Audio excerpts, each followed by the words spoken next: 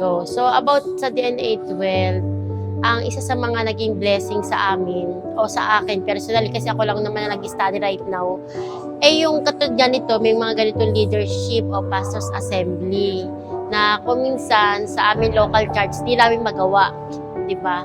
Dahil nga yung familiarity, at the same time wala ka namang makakausap din na kapwa mo leader dahil lahat sila busy.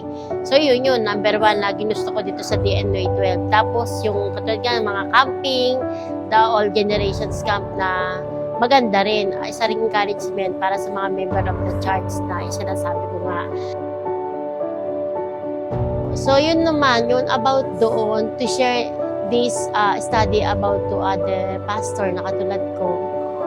Talagang balak ko kasi alam ko makakatulong din sa kanila. But from now nga, ang iniintay ko kasi masyado ako masunurin eh.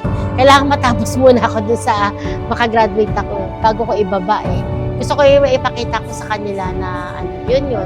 Alam ko makakatulong sa kanila. Although may mga ini-encourage na ako kasi may nauna sa akin magsabi about DNA 12 eh. Parang negative pa sa kanila. Pero sabi ko sige, mapapatunayan ko rin later on na hindi siya negative. Which is positive nga at makakapagbigay ng strength. Kasi hindi ko dadalhin dito anak ko, di ba? At si Bishop, may husband, alam mo naman yan, dami rin kaalaman. Hindi rin yung papayag kung alam niya ito ay sablay.